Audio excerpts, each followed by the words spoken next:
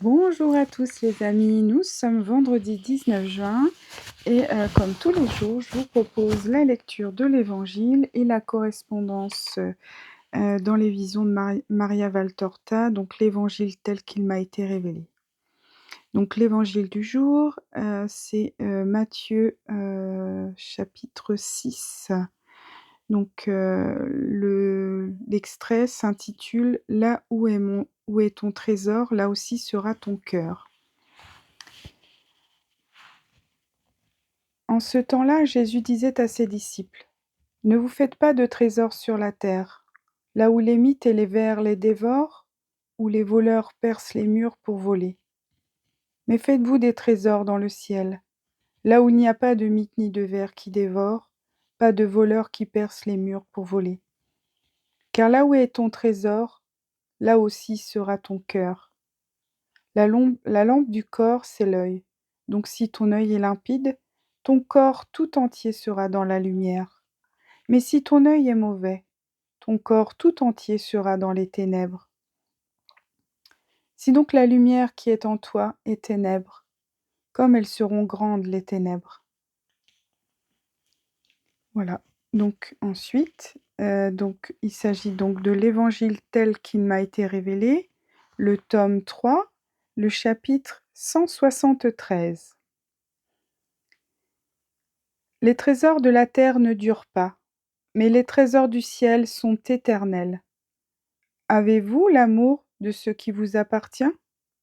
Cela vous fait-il de la peine de mourir parce que vous ne pouvez plus vous occuper de vos biens et que vous devez les laisser ? Alors transportez-les au ciel. Vous demandez : ce qui est de la terre n'entre pas au ciel, et tu enseignes que l'argent est la chose la plus dégoûtante de la terre. Comment donc pouvons-nous le transporter au ciel ? Non, vous ne pouvez pas emporter les pièces de monnaie qui sont matérielles dans le royaume où tout est spirituel, mais vous pouvez emporter la fécondité de cet argent. Ayez votre trésor au ciel pour y avoir votre cœur au-dessus et au-delà du danger, pour que non seulement l'or, les maisons, les champs ou les troupeaux ne puissent subir des malheurs, mais pour que votre propre cœur ne soit pas attaqué, enlevé, corrompu, brûlé, tué par l'esprit du monde.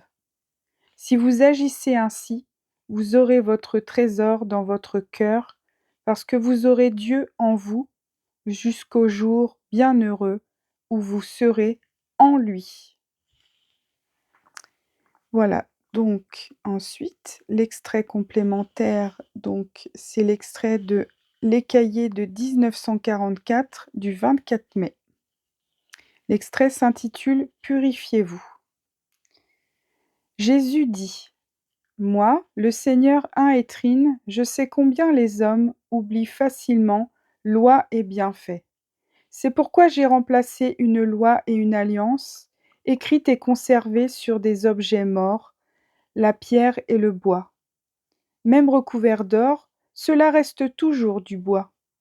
Par une loi et une alliance écrites, sur une chair et un sang divin et conservés, toujours aussi vivants que quand ils ont servi pour l'alliance avec le ciel dans un tabernacle.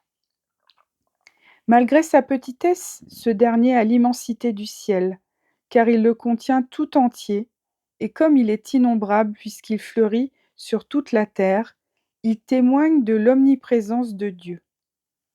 Mais tant de bonté prévoyante n'a pas suffi à transformer ceux qui sont tout, sauf mes enfants, en enfants fidèles.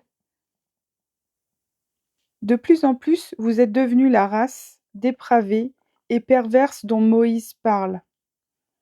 Aujourd'hui, personne ne lit et ne médite ce cantique, à moins d'y être obligé par ses études ou par sa mission sacerdotale. Vous avez tort, vous devriez le lire et le méditer, et vous dire en vous frappant la poitrine : c'est nous ce peuple insensé, ce peuple sans reconnaissance, qui après avoir reçu les bienfaits de Dieu, a regimbé comme une mule opiniâtre et a abandonné son Seigneur, ce peuple qui s'est permis, et continue sur cette voie, de provoquer son Dieu en remplaçant son culte par des cultes idolâtres et sacrilèges et en adorant Satan sous ses diverses manifestations. C'est pourquoi l'Éternel nous a châtiés, et il ne cessera de nous châtier tant que le nombre des bons ne sera pas au moins égal à celui des mauvais.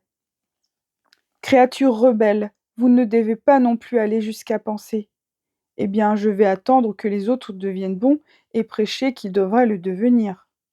Non, que chacun, sans se préoccuper du voisin, cherche par lui-même à devenir bon comme Dieu le veut.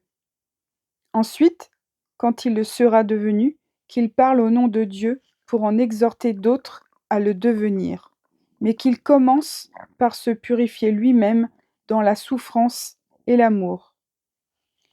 Que chacun fasse de lui-même une hostie pour Dieu. La terre, cet autel contaminé, a besoin d'être sanctifié à nouveau avant de pouvoir redevenir un autel cher au Seigneur.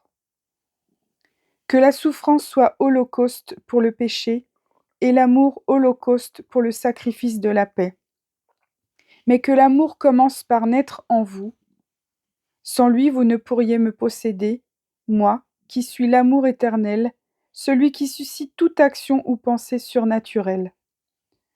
L'amour vous poussera à la contrition vous rendra à Dieu.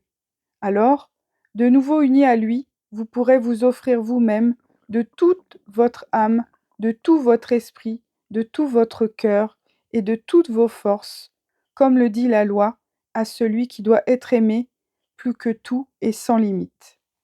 Je suis l'amour qui parle, je suis l'amour qui bénit, c'est moi qui te bénis.